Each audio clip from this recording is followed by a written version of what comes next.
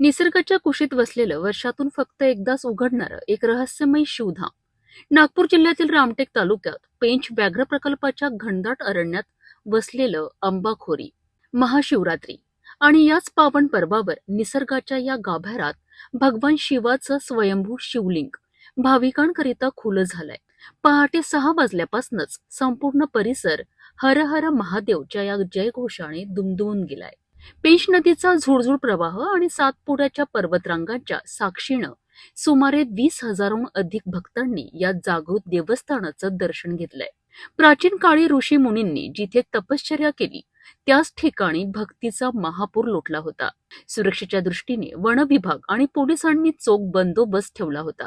वनपरिक्षेत्र अधिकारी विवेक राजूरकर यांच्या मार्गदर्शनाखाली निसर्ग आणि श्रद्धा यांचा हा अद्भुत मेळ कोणतीही अडचण न येता पार पडलाय. श्रद्धा, इतिहास आणि निसर्ग यांचा हा त्रिवेणी संगम अनुभवण्याकरिता भक्त वर्षभर या दिवसाची वाट पाहत असतात. अंबाखोरीचं हे शिवरूप मनाला एक वेगळीच शांतता देऊन जात आहे. पेंच टायगर प्रोजेक्टमध्ये अंबाखोरी हे देवस्थान आहे. हे इथे बरेचसे भक्त लोक येतात.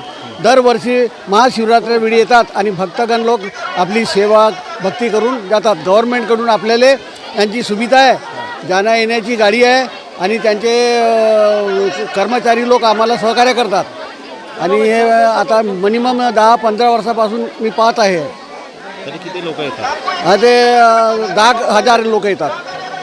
फॉरेस्टकडून काय सुविधा आहे? फॉरेस्टमध्ये देखभाल आहे त्यांची, म्हणजे साफसफाई करून आणि त्याचे काउंटर आहे, गाड्यांना आणणे जाणे करतात ते तिथून आणि लोकांना सहकार्य करतात. आज दिनांक 15 फरवरी 2026 रोजी या ठिकाणी पेंच व्याघ्र प्रकल्पाच्या पूर्व पेंच पिपरिया वनपरिक्षेत्रामध्ये महाशिवरात्रीनिमित्त अंबाखोरी येथे जत्रेचे आयोजन करण्यात येते. हे कुवरक्षेत्र असल्यामुळे वर्षभरातून या ठिकाणी तसे याची परवानगी नसते, परंतु 15 फरवरीला यावर्षी महाशिवरात्रीनिमित्त या ठिकाणी वन विभागाने या ठिकाणी जे आहे भक्तांना परवानगी दिलेली आहे. आणि या ठिकाणी जी परवानगी दिलेली असते ती अतिशय अटी आणि शर्तीच्या अधीन राहून दिलेली असते, कारण की हे कोरक्षेत्र असल्यामुळे या ठिकाणी व्याघ्रवर्गीय वन्य प्राण्यांचा वावर आहे.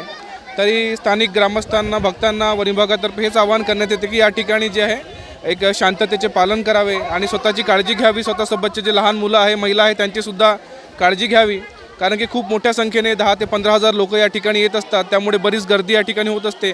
त्याच्या नियोजनाकरता वन विभागामार्फत या ठिकाणी 200पेक्षा जास्त कर्मचाऱ्यांची नियुक्ती करण्यात आलेली आहे.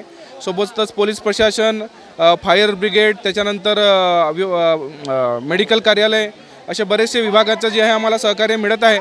तरी पण नागरिकांनी आणि भक्तांनी जे आहे या ठिकाणी कोणतीही चेंगराचेंगरी न करता एकमेकांना सहकार्य करत मुलांची आणि महिलांची काळजी घेत या ठिकाणी जे आहे दर्शन घ्यावे. आणि अशी संधी वर्षातून एकदाच उपलब्ध होत असल्यामुळे सर्वांनी याचा फायदा घ्यावा आणि वन विभागाला सहकार्य करावे.